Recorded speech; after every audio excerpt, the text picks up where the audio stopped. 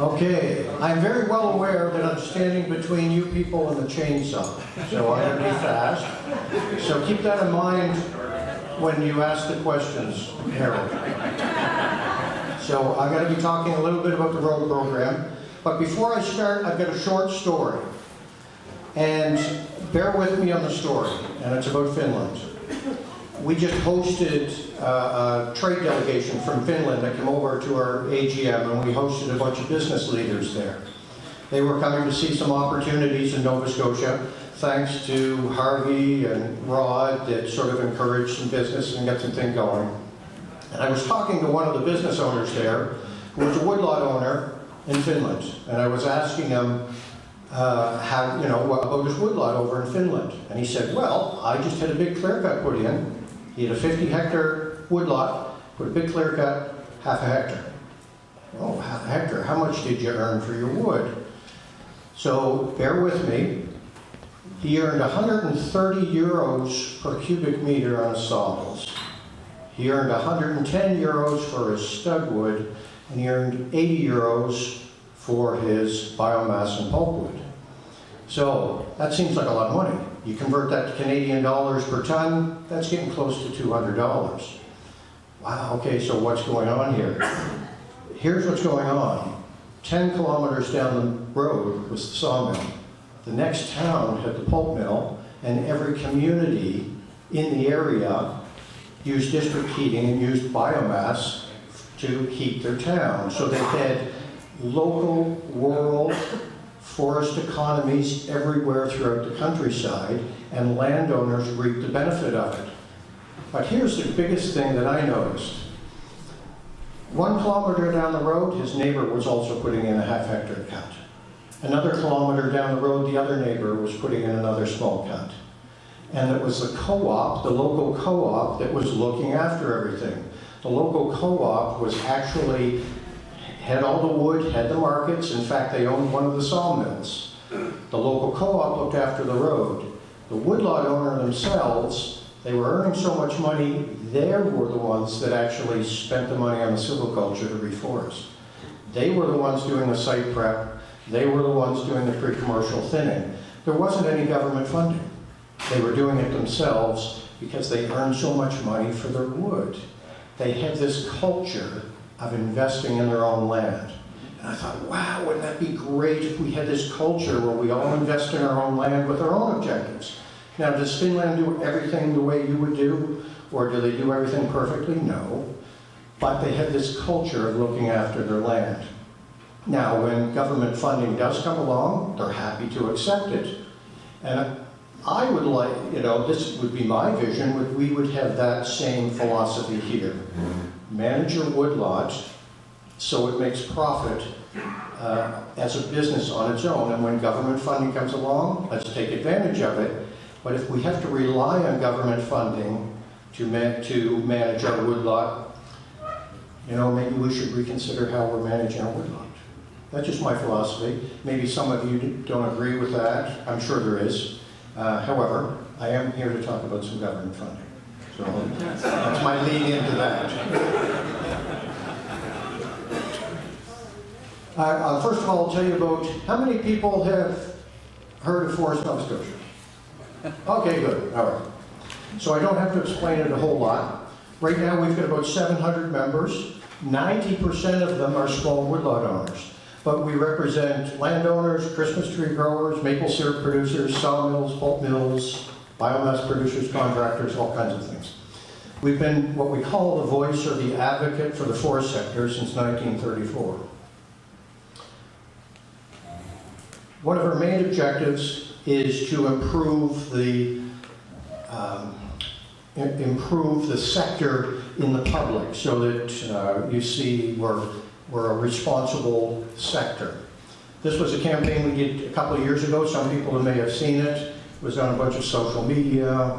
It was on, we had a few television commercials and things like that. The idea was to connect urban people with wood products and how important wood products are to society, because in general we can really help society. Everyone here knows that our woodlots are very beneficial to society and the economy. This is sort of another ad that you may have seen on social media. In fact, how many people here have an Instagram account? Oh, 3 or 4. You may not have seen this. Okay, so it was targeted at younger urban types, and the idea was to connect them to wood products and woodlots in the rural economy. Last year we had what we call the Our Trees campaign. Has anyone ever seen the Peter Spicer video? Okay, was the largest media campaign in Nova Scotia's history for forestry. No other forestry organization has such a large spend on media in the history of the province. It was very large. We had some people helping us out. And 75% of Nova Scotians saw either ads on television, through social media, through the radio.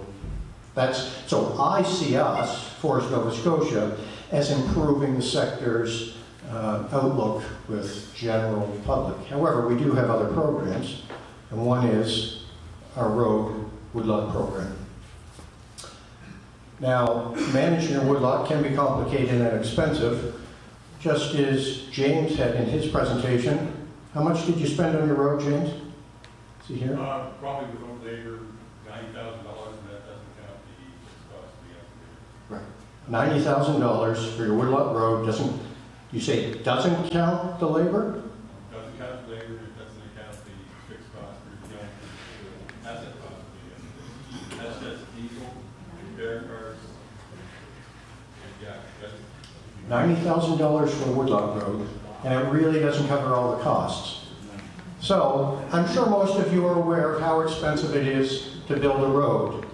So, I'm hoping we're not looking to the government to pay for everything on our woodlot roads. It's not going to happen. Okay, so if we can invest some ourselves and have the government sort of chip in and help us out, great. So we have a program that can help you with your woodlot roads. I'll give you a little bit of, okay, here's some benefits. This is a Class D road. I don't know if you can see the woodlot around it. The picture doesn't really do it justice, but this woodlot needed a road. We were able to help them out. This was a random picture that I took from my inventory pictures. And here are some of the benefits of the road. You're actually going to be able to go in there and manage it and actually space it or harvest it and start over.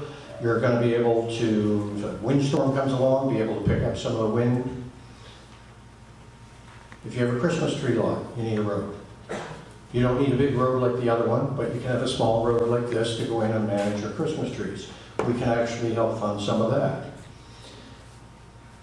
Now, how we used to run a road program was members of Forest Nova Scotia could apply. It would cost them $266.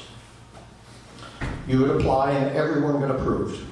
Every single one who applied got approved, and the first ones who submitted their invoices, they got paid 75% of their expenses to a maximum of $1,500 a year, which means you netted $1,200. So, James, how long of a road could you get for $1,200? Foot and a half. Not very far. So, we needed a change because $1,200 was not sustainable in the woodlot program to help build your roads. We absolutely needed a change. So what people used to do, they would build a $10,000 road anyway, and they would submit all their invoices. So we have an inventory of invoices, very large, and it wasn't sustainable. We would get a budget every year to help woodlot owners with the roads, and most of our budget was going to pay off invoices that were already submitted from years gone by. So it was just building a big pot of invoices, which really wasn't sustainable. We had to change the program. I know people don't like change. In fact, I didn't for a while, but I'm convinced now that it's going to be better. So the new road program goes like this. There is no cost to apply anymore. So when you do apply, and I'll talk a little bit more of the application, you can get $13 a meter for a Class D road.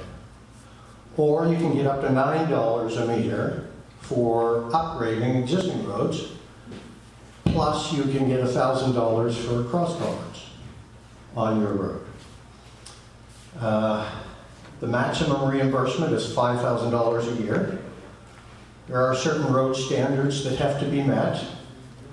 One of them being that your contractor or you or someone needs to be water course alteration certified if you're crossing a stream. That's something very important to remember there. Either they need to be an installer or a sizer. And you need to submit a shapefile. But I'm going to preface that, we can get around the shapefile issue. So there's a lot of details here I'm leaving out. It's going to be in the application. So the application, you can go online starting the week of April 16th. So on April 16th, you will be able to apply. Sean talked about the Fiona Road program, and now Fiona didn't really hit down here, but it's actually very good for you people, because when people apply and their woodlot was impacted by Fiona, we can pull them out and redirect them into the Fiona program, which makes more road money available for people in the western end of the province. Okay? When you get approved, you can make arrangements for your road work. However, I'm also going to preface that. You can start building the road now. You don't need to wait for an approval to start building the road. Then you can either call or send me an email when your road work is complete, and we'll get a check out to you. And we may be out to inspect the road. Okay? So that's my name, my number, and our website will be open on April 16th. There's a couple other things that I'll talk about. These accumulated invoices. Harold, you had that question earlier. So historically, we would have these invoices that built up. And so members have this expectation that they would be paid over time for these roads that they built. So we all realized when the program changed that we were going to have some people would have this expectation that would be paid down. So we have some extra money that's going to be paid out next week. It was deposited last week. We just signed a contract with DNR. So for those people who have some accumulated invoices, you're going to see some money coming to help pay those invoices down. But I would say don't expect it to be paid down to zero. There's not that much money in the government accounts to be able to pay that down to zero, but it's going to come down a little, and it's going to be fairly distributed. Okay, so that is pretty much my presentation, unless people have questions.